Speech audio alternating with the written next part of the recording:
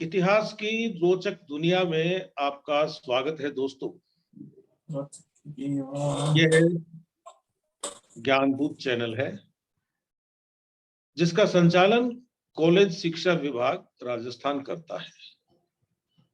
इस चैनल के माध्यम से विभिन्न विषयों की कक्षाओं का ऑनलाइन प्रसारण होता है और इस सिलसिले में इतिहास विषय की ऑनलाइन कक्षाओं के प्रसारण का जिम्मा राजकीय लोहिया महाविद्यालय चूरू के पास है। हम आपके लिए अत्यंत उपयोगी व्याख्यान लेकर आते हैं और इसी क्रम में आज आपके लिए जो व्याख्यान हम लेकर आए हैं उसका विषय है राजस्थान में सन 1857 का संग्राम, कारण, परिणाम एवं मूल्यांकन। व्याख्यान प्रस्तुत करेंगे डॉक्टर प्रणव देव। मित्रों, जहां तक इस विषय की बात है, राजस्थान में 1857 का स्वतंत्रता संग्राम,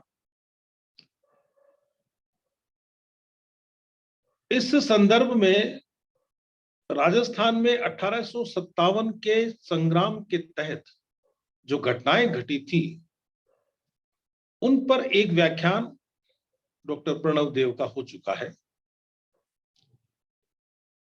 1857 की क्रांति की पृष्ठभूमि राजस्थान के विशेष संदर्भ में समझना हमारे लिए बहुत जरूरी है। हमें इसके परिणाम भी जानने चाहिए और इसकी प्रकृति राजस्थान में क्या थी, इसे दृष्टिगत रखते हुए हमें इसका मूल्यांकन भी करना चाहिए। 1857 की क्रांति की तुलना दुनिया की अनेक क्रांतियों से की जाती है, लेकिन 1857 का स्वतंत्रता संग्राम तो 1857 का स्वतंत्रता संग्राम ही था। यदि आप दुनिया की दूसरी क्रांतियों को पढ़ेंगे तो आप पाएंगे कि वे क्रांतियां या तो किसी एक शहर में घट गई हैं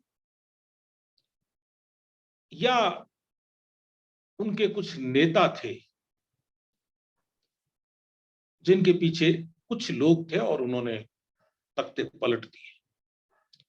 1857 के सिलसिले में यह कहा जाता है कि इस आंदोलन का कोई एक, दो या तीन बड़े नेता नहीं थे, लेकिन इस बात से कोई इनकार नहीं कर सकता कि यह एक जनता का आंदोलन था, यह एक लोक आंदोलन था।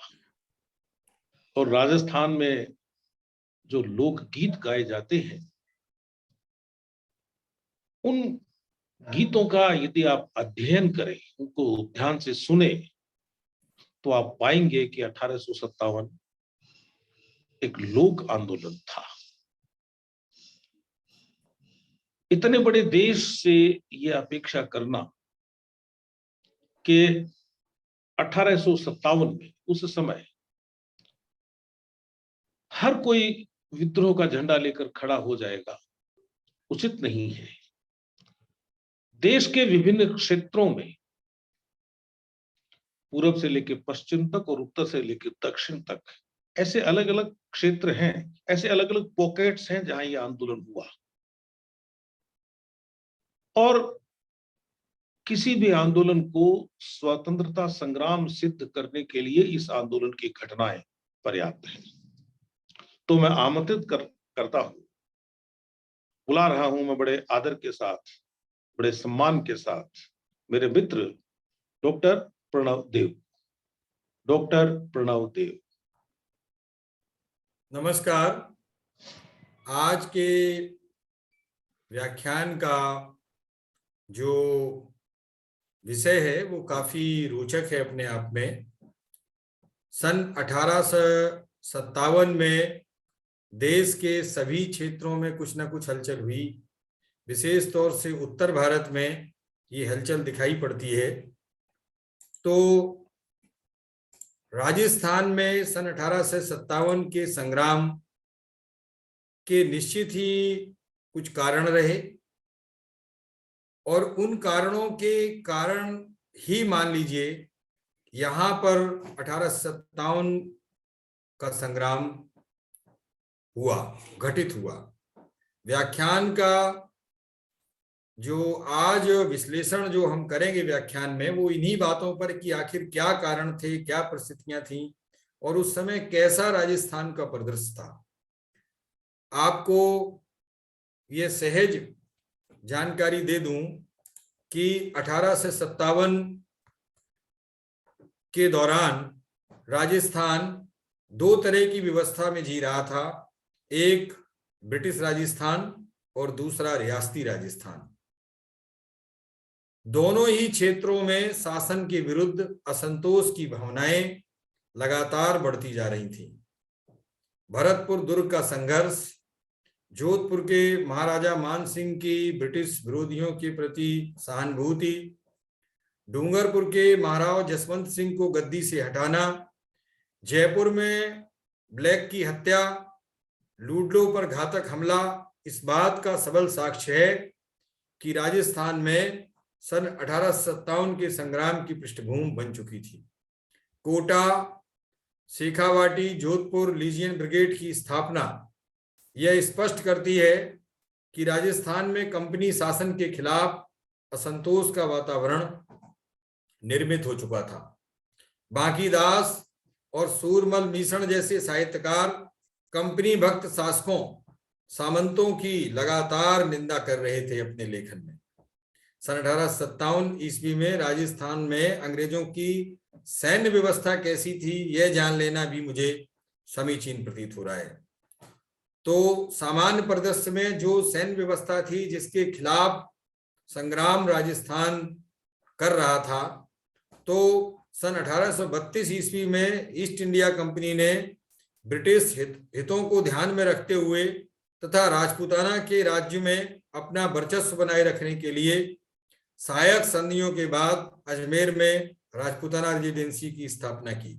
आपको याद हो 1818 की संधियां राजस्थान में रियासतों में की 1818 के आसपास, और उन संधियों के तहत इन्होंने कंपनी शासन ने सभी रियासतों में अपना आधिपत्य स्थापित कर लिया।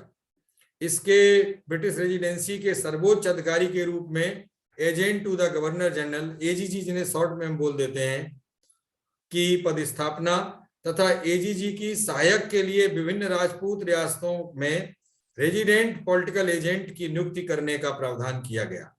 सन 1857 ईस्वी में पॉलिटिकल एजेंट के रूप में उदयपुर में कैप्टन सॉबर्स, कोटा में मेजर बर्टन, जोधपुर में कैप्टन मॉक मैसन, भरतपुर में मेजर निक्सन, जयपुर में विलियम ईडन कार्यरत थे तथा एजीजी के रूप में अजमेर में जॉर्ज पैट्रिक लॉरेंस पदस्थापित थे। मई 1857 ईस्वी को मेरठ में विद्रोह की गुप्त सूचना जब जॉर्ज पैट्रिक लॉरेंस को मिली, तब वह माउंट आबू में ग्रीष्मावकाश व्यतीत कर रहे थे। सैन्य व्यवस्था की दृष्टि से उस समय राजस्थान में 6 ब्रिटिश छावनियां थीं, जिनमें लगभग 5000 भारतीय सैनिक थे। भौगोलिक दृष्टि से अजमेर से नसीराबाद 17 किलोमीटर दूर, नसीराबाद से नीमच 190 किलोमीटर दूर तथा देवली अजमेर से 113 किलोमीटर दूर थी। इसी प्रकार एरनपुरा छावनी उदयपुर से 80 किलोमीटर दूर थी। इस प्रकार विस्तृत क्षेत्र में फैली हुई इन छावनियों पर नियंत्रण रखने के लिए जहां एक ओर भारतीय सैनिकों का अभाव था, वहीं दूसरी ओर इनके बिखराव एवं उपद्रव को रोकने की समस्या एजीजी के लिए प्रमुख चुनौती बन गई थी। अतः एजीजी ने राजपूताना के सभी राजाओं के लिए पत्र जारी कर निर्देश दिया कि वे ब्रिटिश सत्ता के प्रति निष्ठावान रहते हुए अपने राज्य में विद्रोही सैनिकों को प्रवेश न करने दें तथा ब्रिटिश अधिकारियों की हर संभव सहायता करें और राज्य में शांति बनाए रखें। इस समय तक कंपनी अजमेर में अपना शस्त्रागार तथा राजकोष के साथ साथ अन्य संपदा का केंद्र स्थापित कर चुकी थी। तथापि विद्रोह के समय मेरठ से स्थानांतरित 15वीं बंगाल नेटिव इन्फेंट्री की 2 टुकड़ियां अजमेर के राजकीय जो राजकोष था तथा शस्त्रागार की रक्षा हेतु तैनात थी। अतः इस समय पैथिक लॉरेंस के सामने सबसे बड़ी समस्या अजमेर में सुरक्षा व्यवस्था बनाए रखने की थी, तथा दूसरी ओर उसे यह भी शक हो रहा था कि मेरठ से स्थानांतरित टुकड़ियां विद्रोह न भड़का दें। अतः उसने डीसा के कमांडर को अजमेर भेजने के लिए पत्र लिखा। जब तक डीसा की 83वीं रेजिमेंट की यूरोपीय सैनिक टुकड़ी अजमेर पहुंचती, तब तक अजमेर के कमिश्नर डिक्सन ने ब्यावर से 2 मेर रेजिमेंटों को अजमेर बुलाकर शस्त्रागार तथा राजकोष की सुरक्षा के लिए तैनात कर दिया तथा 15 बंगाल नेटिव इन्फेंट्री को दोनों टुकड़ियों को नसीराबाद भेज दिया। डिक्सन ने ही कोटा की पलटन को भी शीघ्र अजमेर पहुंचने के आदेश दिए। इसके साथ ही साथ एजीजी पैट्रिक लॉरेंस ने राजस्थान में भावी विद्रोह की आशंका को ध्यान में रखते हुए बंबई प्रेसिडेंसी सरकार से वहां उपलब्ध यूरोपीय सेनाएं गुजरात राजस्थान के मार्ग से आगरा भेजने का अनुरोध किया। दूसरी तरफ मेरठ तथा दिल्ली के विद्रोही सैनिकों ने छावनियों तथा उसके आसपास के बाजारों में फकीरों के वेश में पहुंचकर विद्रोह के बीज बोए। अब जो राजस्थान है उसमें जो संग्राम के कारण और जो पृष्ठभूमि बन रही है उसकी पर्टिकुलर चर्चा में हमें ध्यान अपना केंद्रित करना चाहिए। अजमेर के साथ साथ पूरे राजस्थान में आंतरिक तौर से एक इंटरिम करंट जिसे कहें फैल चुका था। उधर औरंगजेब की मृत्यु के बाद मुगलों की केंद्रीय सत्ता का पतन हो चुका था।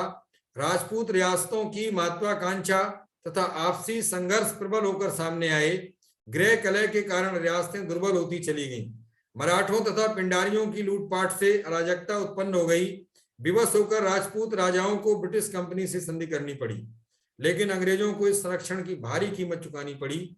सन 57 की क्रांति से पूर्व संपूर्ण राजपुताने में अंग्रेज कंपनी के विरुद्ध वातावरण तैयार हो चुका था। डूंगरपुर के महारावल को जब अंग्रेजों ने अपदस्थ किया तो इसके विरोध में चारों ओर विद्रोह फैल गया। जोधपुर के महाराजा मान सिंह ब्रिटिश सत्ता के प्रति बहुत अच्छा भाव नहीं रखते थे और ना ही अंग्रेजों की संधि शर्तों को वो जो है मानने से इनकार कर दिया था उन्होंने, अपितु ब्रिटिश विरोधी तत्वों को शरण न देने के आदेश की अवहेलना भी की उन्होंने। तो जोधपुर के महाराजा मान सिंह का रुख जो था वो बहुत ही ब्रिटिश सरकार के प्रति कठोर था और वो ये धीरे धीरे समझ चुके थे कि जो ब्रिटिश कंपनी है वो हमारे राज्य की आंतरिक व्यवस्थाओं में न सिर्फ हस्तक्षेप करती है बल्कि जो एक राजनीतिक संतुलन है उसको भी बिगाड़ने का प्रयास करती है। सिंध के अमीरों जसवंतराव होलकर तथा अप्पा साहब भोसले जैसे ब्रिटिश विरोधी व्यक्तियों को शरण व सहायता प्रदान की मान सिंह जी ने। अजमेर में आयोजित दरबार का भी बहिष्कार किया। उन्होंने अपने राज्य के बाहर अंग्रेज विरोधी कैंपों से संपर्क बनाया जो उन्हें ब्रिटिश विरोधी गतिविधियों से अवगत कराते थे तथा ब्रिटिश विरोधी तत्वों को संगठित करने में कड़ी का कार्य करते थे। उन्होंने ब्रिटिश सरकार के मना किए जाने के बावजूद पंजाब के महाराजा रणजीत सिंह से भी संपर्क बनाया। कोटा में जब अंग्रेजों ने महाराव किशोर सिंह के विरुद्ध मुसाहिब झाला जालिम सिंह और उसके उत्तराधिकारियों के दावे का समर्थन किया तब हड़ा राजपूतों का खून खौल उठा तथा वे अपने राजा के पक्ष में अंग्रेजों के विरुद्ध तलवार लेकर उठ खड़े हुए थे। इस संघर्ष में 2 अंग्रेज अधिकारी मारे गए। जयपुर में जब अंग्रेजों ने राजमाता भटियाणी को अधिकारच्युत करने हेतु हस्तक्षेप किया तो वहां कप्तान ब्लैक की हत्या कर दी गई। इस प्रकार अंग्रेज दरबार के थोड़े समय ही बाद अंग्रेज डॉक्टर मोटले की हत्या कर दी गई। अलवर उत्तराधिकारी विवाद में भी अंग्रेजों ने अनाधिकृत हस्तक्षेप किया था। इसी प्रकार 1825 में भरतपुर के शासक की मृत्यु के बाद भी अंग्रेजों ने वहां हस्तक्षेप किया और उक्त घटनाओं से राजपूत राजाओं के मन में अंग्रेजों के विरुद्ध असंतोष तथा अविश्वास का वातावरण बन गया और ऐसे शासक अप्रत्यक्ष रूप से ब्रिटिश दबाव से मुक्ति चाहते थे। ब्रिटिश संरक्षण के परिणाम स्वरूप स्थापित नई व्यवस्था में सामंतों को महत्वहीन बनाते हुए उन पर कठोर नियंत्रण स्थापित करने के प्रयास किए गए। ब्रिटिश सरकार ने सामंतों की सैनिक सेवा को रोकड़ रकम की अदायगी में परिवर्तित करने का प्रयास किया। उनके परंपरागत विशेषाधिकारों पर भी कुठाराघात किया गया। इस प्रकार सामंतों के राजस्व, न्याय तथा प्रशासनिक अधिकारियों का ब्रिटिश संरक्षण में हनन हुआ। ब्रिटिश प्रभुसत्ता की स्थापना के साथ ही राजपुताने में आर्थिक शोषण एवं आपदाओं का दौर प्रारंभ हो चुका था। ईसाई मिशनरियां तथा अंग्रेज लोग पाश्चात्य विचारधारा को सुनियोजित ढंग से थोपने का प्रयास कर रहे थे। अपने सामाजिक रीति रिवाजों तथा धार्मिक विश्वासों के प्रति संवेदनशील राजपुताने के लोग ईसाई धर्म प्रचारकों के कृत्यों से घृणा करते थे तथा उन्हें अपना धर्म तथा रीति रिवाज खतरे में लगना लगा था। अंग्रेजों ने जहां एक ओर अकाल, भुखमरी तथा बेरोजगारी आदि के विरुद्ध कोई प्रयास नहीं किया, वहीं दूसरी ओर सती प्रथा उन्मूलन, बहुविवाह रोग के साथ ही साथ अन्य रीति रिवाजों को समाप्त करने का प्रयास किया। आपको पता होगा बाद में इन्होंने वाल्टर कृत राजपूत हितकारिणी सभा भी बनाई। तो इस तरीके से जो उनकी सामाजिक परंपराएं थी राजस्थान की, उन्होंने प्रभावित करने का प्रयास किया और ये सब हस्तक्षेप 1857 के संग्राम में कहीं न कहीं मुखरित हो रहा है। ईसाई धर्म प्रचारकों ने जनजातियों तथा दलित वर्ग के लोगों को आर्थिक प्रलोभन देकर धर्मांतरित होने के लिए बाध्य किया, जिससे यहाँ के निवासियों में अंग्रेजों के प्रति आक्रोश उत्पन्न हो गया। राजस्थान में सन 1857 के विद्रोह के बाद उन तत्कालिक कारणों की भी जानकारी लेना चाहिए। इन राजनीतिक और सामाजिक कारणों के बाद हमें इस विद्रोह के उन तत्कालिक कारणों की जानकारी लेना चाहिए जिनके चलते 28 जून 1857 के दिन में 3 बजे 15वीं बंगाल नेटिव इन्फेंट्री के कुछ सैनिकों ने ब्रिटिश सत्ता के विरुद्ध विद्रोह का बिगुल बजा दिया। विद्रोह नसीराबाद छावनी से ही क्यों हुआ, इसके भी कारण है। नसीराबाद स्थित 15वीं तथा 30वीं बंगाल नेटिव इन्फेंट्री की उपेक्षा करके बंबई लांसर्स के सैनिकों को गश्त पर लगाया गया तथा गोला बारूद भरकर तोपें तैयार करवा दी। अतः 15वीं नेटिव इन्फेंट्री के सैनिकों ने सोचा कि यह कार्रवाई उन्हें कुचलने के लिए की जा रही है तथा तोपें भी उनके विरुद्ध प्रयोग करने के लिए तैयार की गई हैं। अतः उनमें विद्रोह की भावना भर गई। 15वीं बंगाल नेटिव इन्फेंट्री की टुकड़ी को अजमेर से हटाकर नसीराबाद भेजने के कारण सैनिकों के मन में धारणा उत्पन्न हो गई कि उन पर संदेह किया जा रहा है और अविश्वास के कारण उन्हें अजमेर से हटाया गया है। अतः वे ब्रिटिश अधिकारियों से नाराज हो गए। इन्हीं दिनों छावनियों तथा बाजारों में बंगाल और दिल्ली के से संदेश बाग साधु और फकीरों का वेश बनाकर जो राजस्थान में आए थे लोग, वो सैनिकों को यह विश्वास दिला रहे थे कि इनफील्ड राइफल के प्रयोग में किए जाने वाले कारतूसों में गाय व सुअर की चर्बी का प्रयोग किया जाता है। तो इस तरह से सैनिकों में विद्रोह का वातावरण बन रहा था। यूरोपियन सेना को नसीराबाद से बुलाया जाना भी सैनिकों में संदेह और विश्वास का कारण बना। अतः इन परिस्थितियों में धीरे धीरे सैनिक विद्रोही बन गए और उन्होंने छावनी को लूटने व जलाने के बाद दिल्ली की ओर प्रस्थान किया। मैं पहले भी ये बात कह रहा था कि 1857 के संग्राम में क्षेत्रीय कारण, स्थानीय कारण भी महत्वपूर्ण है और इनकी एक निश्चित प्रकृति है स्थानीय कारणों की और वो एक अहम भूमिका का निर्वाह कर रही है। तो आहुआ जो मारवाड़ का प्रथम श्रेणी का ठिकाना था, वहां 3 लड़ाइयां अंग्रेजों के खिलाफ लड़ी गई।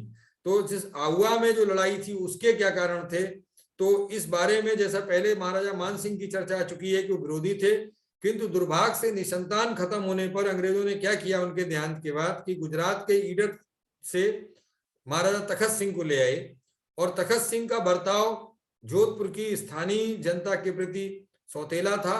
वे राज्य के महत्वपूर्ण पदों पर गुजरात से अपने रिश्तेदारों को लाकर नियुक्त कर रहे थे, जिससे स्थानीय जनता नाराज थी और येरनपुरा का बागी रिसाला सीधा आहुआ पहुंच गया और देखते देखते आहुआ में विद्रोह भड़क गया।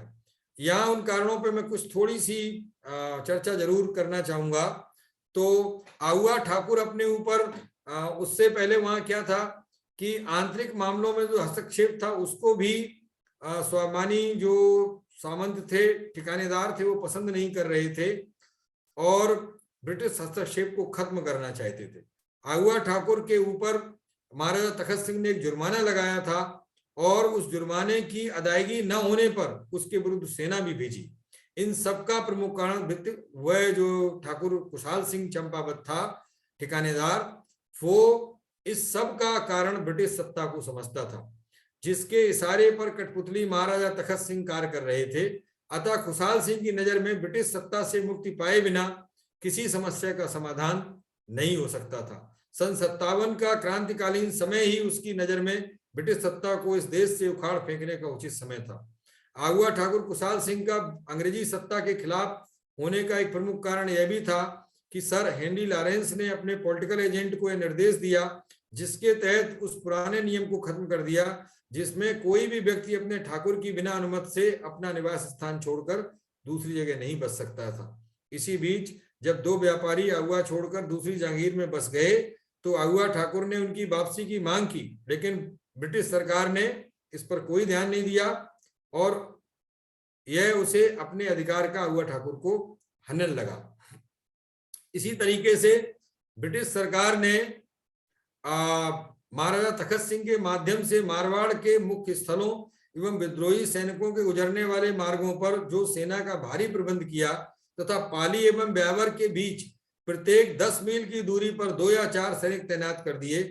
तो वो जो भारी सैनिक जमावड़े थे वो आम जनता की स्वतंत्रता को प्रभावित कर रहे थे, जिससे जनता क्षुब्ध हो गई तथा उसमें ब्रिटिश सरकार के विरुद्ध असंतोष फैल गया।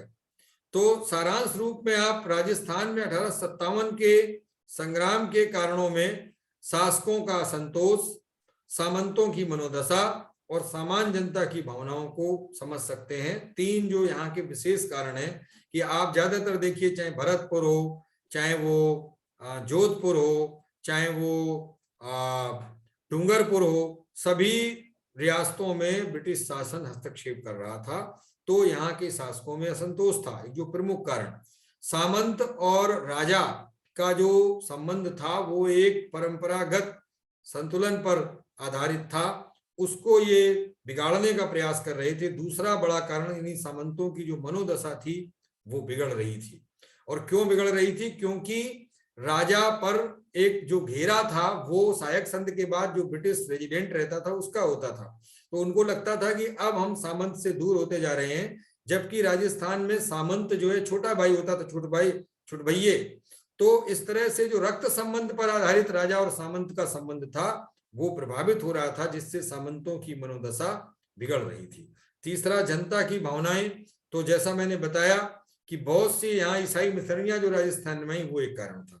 अब इसके संग्राम का समापन जो था वो किस तरह से हुआ? तो यहाँ पर दिल्ली जो था वहां सबसे पहले दिल्ली में समापन हुआ और अपनी शक्ति के बल पर कंपनी सरकार अंतः क्रांति का दमन करने में सफल रही। 21 सितंबर 1857 ईस्वी को अंग्रेजों का दिल्ली पर अधिकार के साथ ही क्रांति का दमन हुआ। राजस्थान में तात्या टोपे की उपस्थिति के कारण यहाँ क्रांति की चिंगारियां छूटती रहीं। तात्या टोपे को मान सिंह के विश्वासघात के कारण गिरफ्तार कर लिया गया तथा 18 अप्रैल को तात्या टोपे को फांसी लगाने के बाद ही विद्रोह पूर्णतः यहाँ समाप्त हो पाया। इस विद्रोह के समय में राजस्थान के सभी शासकों ने अंग्रेजी सरकार को प्राथमिकता दी थी। अतः अंग्रेजों ने यह सोचा कि उनकी अन्यायपूर्ण नीति तथा उदार नीति के कारण ही देशी रियासतों के शासकों ने अंग्रेजी सरकार को विद्रोह के समय भी सहयोग प्रदान किया है। तो परंतु अंग्रेज सरकार ये भूल थी। राजपूत शासकों की अदूरदर्शिता भी विद्रोह के अंत के लिए एक प्रमुख कारण थी और वे अपने सामंतों के उद्दंड रवैये से त्रस्त आ चुके थे बहुत बार।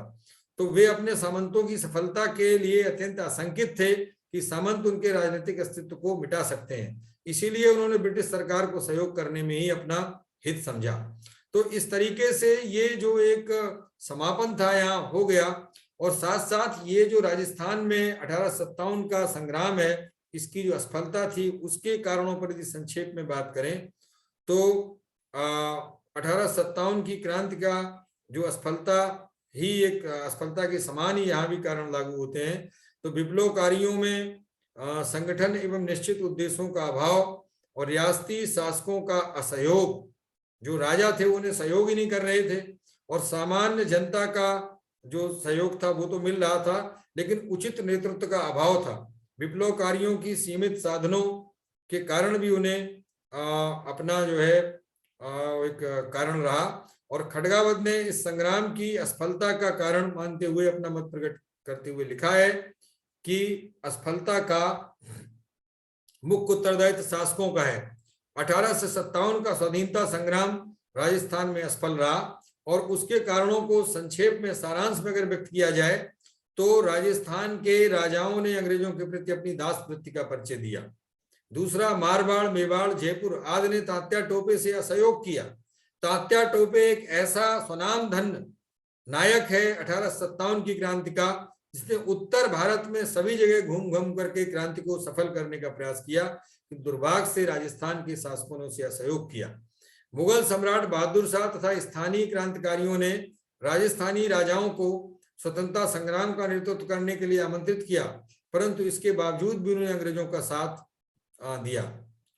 चौथा जो एक कारण है कि राजस्थान के नरेशों का रुख स्वतंत्रता आंदोलन विरोधी था आरंभ में, और वे ये मानते थे कि अब जो राजस्थान का विकास है वो अंग्रेजों के माध्यम से संभव हो सकता है।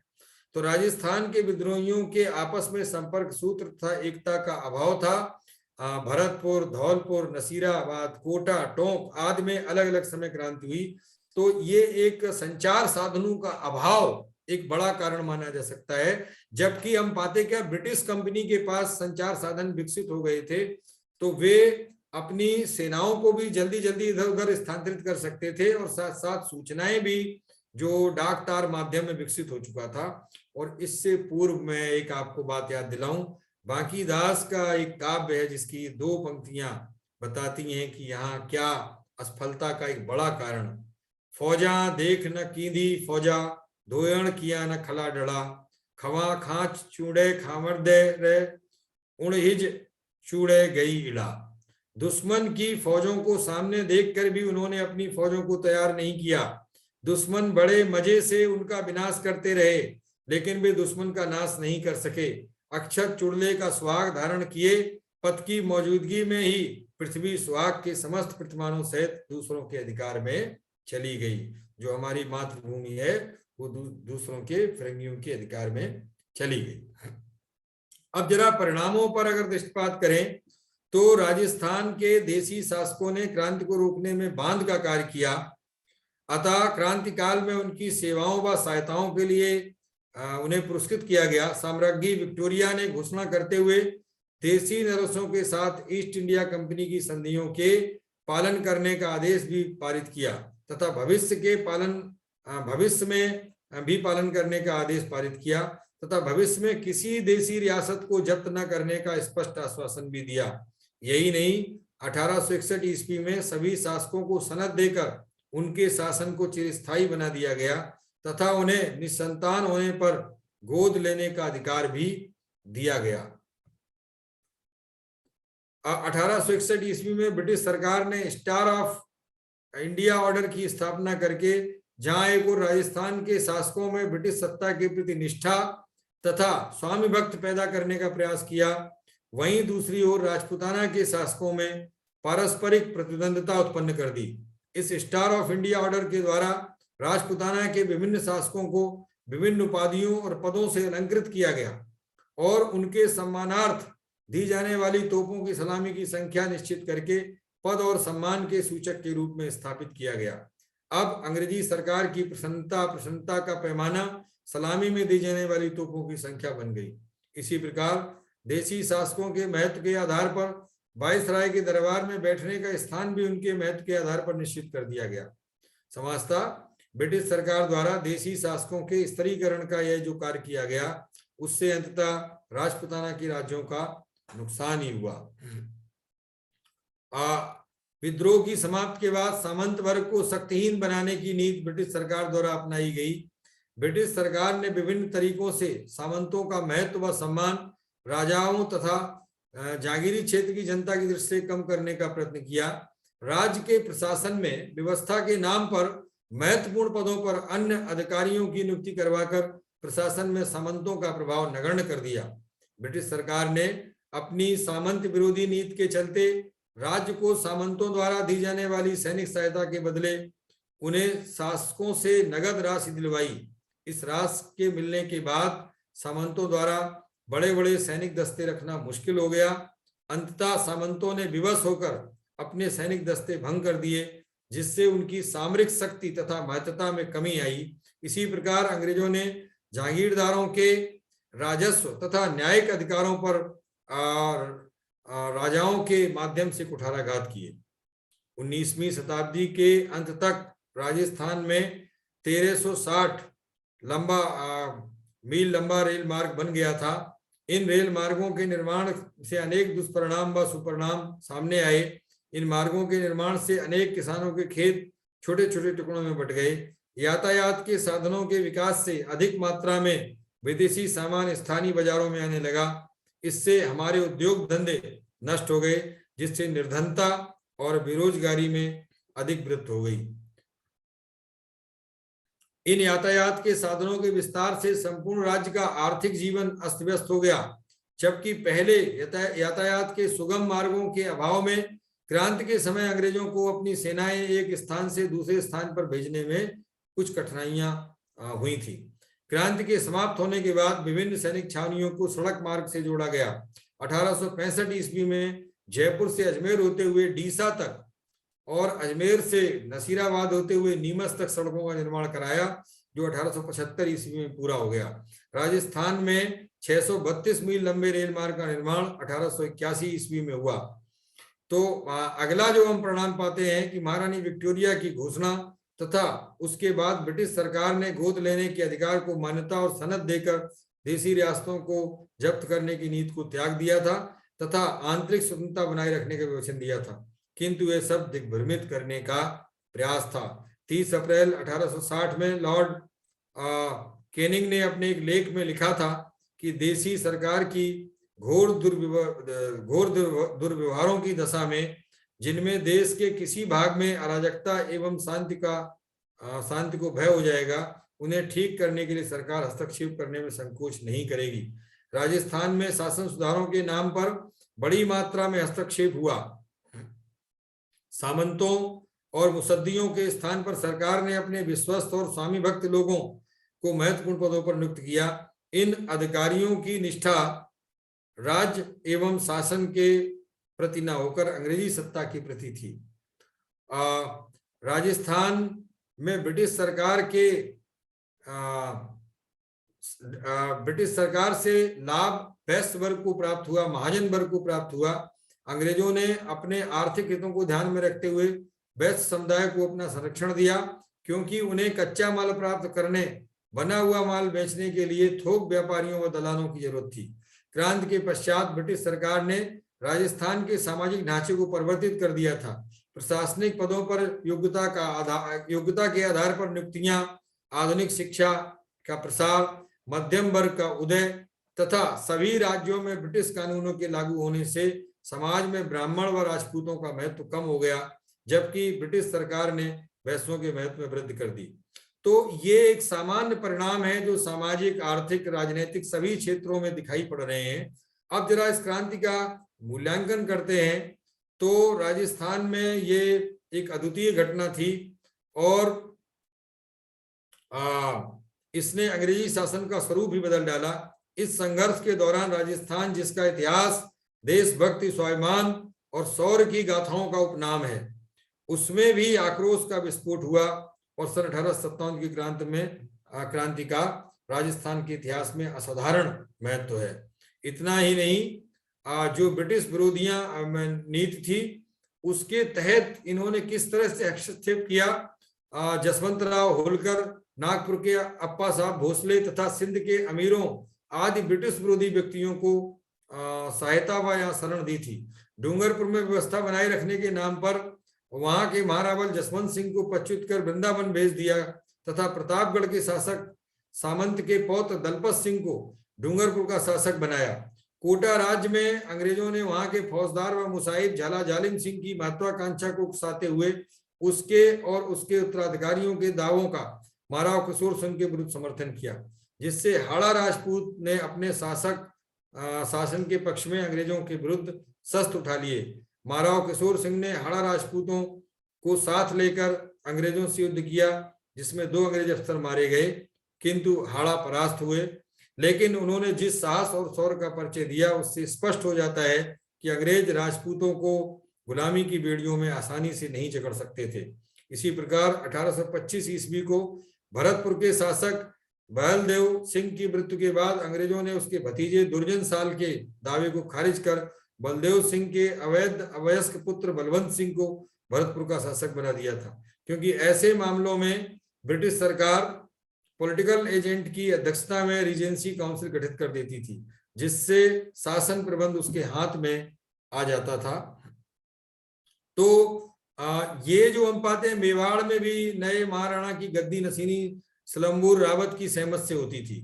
तो जब मेवाड़ में महाराणा के कोई पुत्र न होने की स्थिति में महाराणा यदि किसी को गोद लेना चाहता था, तो उसके लिए उसे सभी प्रथम श्रेणी के सामंतों की सहमति के साथ सिलम्बूर के रावत की सहमति आवश्यक थी। किंतु ब्रिटिश सरकार द्वारा प्रशासन पर नियंत्रण स्थापित करने के बाद सिलम्बूर रावत का विशेषाधिकार समाप्त कर दिया गया। सन 57 में राजस्थान की जनता तथा शासक वर्ग आरंभ में क्रांति के राष्ट्रीय स्वरूप से परिचित नहीं थे।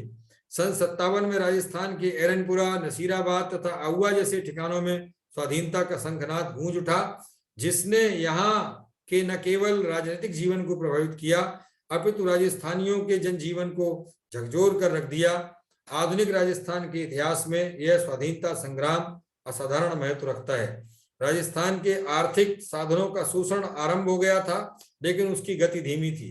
व्यापार के मार्गों को राजस्थान से हटाकर दूसरे प्रदेशों में ले जाने का कार्य आरंभ हो चुका था। संपन्न व्यापारियों को राजस्थान से बाहर ले जाने का कार्य भी प्रारंभ हुआ था।